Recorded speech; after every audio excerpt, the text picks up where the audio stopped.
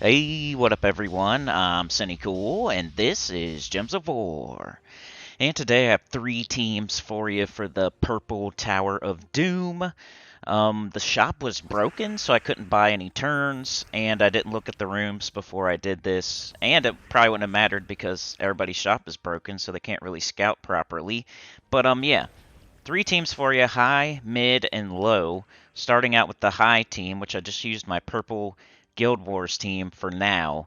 And later on for a high team, I'd probably go with the Zul'Goth team. So something like Flammifer, Thrall, Zul'Goth, Leprechaun. That's what you're going to want to use later on. Now you can't you can't instant kill the Doom, but you can instant kill everything else on the other team and then hit the Doom with Skulls with Slayer class, like Fireblade Slayer class, like you do with difficulty 12 Explore. Um, but yeah, for the beginning, I just used my purple Guild Wars team, which was going good because a lot of the troops on the other side, the enemies, had the same color, which is good for the Grey King. He can just cast on that color and do true damage. But we got Reflection of Good, the Grey King, Arachnian Weaver, and Leprechaun. So this will be good for Purple Guild Wars as well, and for at least the first half of Tower of Doom, with which if you're a high-level player, at that point you would probably switch into the Zul'Goth team. Flammifer, Thrall, Zul'Goth, Leprechaun, Slayer class, and do that for like the second half of the Tower of Doom. I didn't have like a bunch of sigils to show you both of them. Shop was completely blank. I couldn't buy anything in the shop. So there's the team code for that team to get you started. And then here is the, I think this is the low level team, which is his triple cunning stone slicer. This team has gotten better recently because of the geomancer class. So now we can have a full team of constructs and start them with 50% mana. So the team and the Stone Slicer does better gem spawn now. So this team has had a slight improvement recently. It used to be really clunky. Now it's just kind of clunky. So the Stone Slicer makes like brown and purple based on construct allies. And now we can make our whole team constructs, so we get the maximum gem spawn off that weapon. And it'll make a bunch of purple, a bunch of extra turns for your cunnings, which their third trait gets 4 to all skills on every single cunning every time we get an extra turn, which hopefully the Stone Slicer is making a bunch of extra turns for you. And yeah, and it hits purple for double damage, whether it's Skulls or Spell. So you got 3 of them.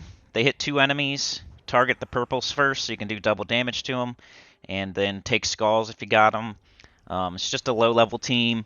If you don't have Stone Slicer, you probably just started the game, so you're probably not playing Tower of Doom because Stone Slicer was in the soulforge like 2 weeks ago or something, so you should have it. But if you don't, you could always do the old Black Manacles, Triple Wall of Bones, or Triple Wall of Tentacles, and that should get you through like what you need to get through as a very early beginner that does not have Stone Slicer. Yeah, this team's pretty simple. You just get up that Stone Slicer. All your troops are starting with 50% mana. And then you cast the Cunnings, starting with purple enemies, which the Doom right there is purple. It's a purple Tower of Doom, so you're going to deal double damage to the Doom as well. And as we talk about this beginner team, let's talk about how you do the Tower of Doom. Now, you're going to have a scout. That's the most important thing, is you got to go see what your guild is reporting is in each room before you start playing. You don't play it like I'm playing it here. Shop's broken. My guild's probably not scouting yet, so I had to just go through every room. Do not do that. Do not do that. Go to your guild chat or wherever they report the rooms. There's going to be one person that's the scout. They're going to hit every single room, and they're going to tell you what's in each room. And then you're only going to hit unlocks, lucks, heroisms, fireballs, maybe haste if you need more turns, and that's it. Do not hit armor. Do not hit life. Do not hit attack scrolls. Do not hit magic scrolls. You don't even need to hit like power if you don't want to. And that's how you're supposed to play it. You're not supposed to hit every single room. And the scout is supposed to report every single room, and that's the only person that's supposed to do that. Everybody else is to save you sigils. You don't need to hit that armor scroll room and waste a sigil, okay? And you know, like if a person went into a room and they seen a naked guy shooting fire out his butt, You wouldn't want to go in that room, right? So don't go in there. They're telling you there's a naked guy shooting fire out of his butt in room 2. So don't go in there, right? So don't do it. Go in only the rooms where there's cool stuff that helps you go up the tower and get points. Don't go in the room with the naked guy shooting fire out his butt.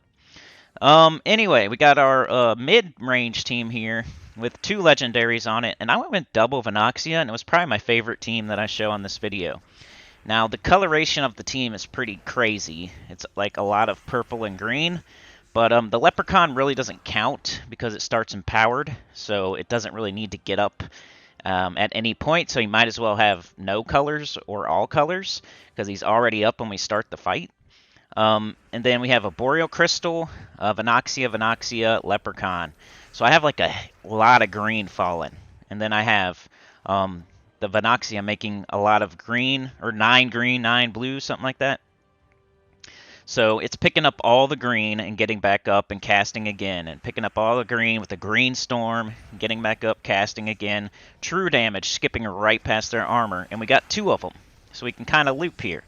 Then we have like a heavy green storm, like the Boreal Crystal's doing a green storm, the Archer class is doing a green storm, the Venoxia is putting green on the board, the Leprechaun's exploding green. Almost everybody on the team uses green. Like, it was going really good, and I like it. Normally, I don't like teams where the coloration's just like we only have 3 colors, and like 3 of the troops are the same exact colors. Don't really like that most of the time, but tried it out and liked it a lot. So, definitely recommend it. It was the fastest, it was the funnest. And I'm not going to say it's going to get you to like 450, but you shouldn't be doing that anyway. At this point, you don't need scrolls for any more than like two doomed weapons. So if you've been playing this game for 3, 4, 5 years, you don't need any more scrolls. Chill out. You don't need to buy up 1,000,000 scrolls in the shop and go up to floor 88. And even if you do buy all the scrolls in the shop, why are you going up to floor 88? Just use the scrolls. You got them. You don't have to play. You don't have to waste your time going up to floor 88. Go to floor 26. That's where the free scrolls stop. And hit every room if you're the scout. And just go and unlock slucks and fireballs and heroisms if you're not the scout. Anyway, like, share, subscribe. Consider joining. It helps a lot. Tell your guild about the channel. Comment below. And I'll see y'all next time, which will be very soon. Peace.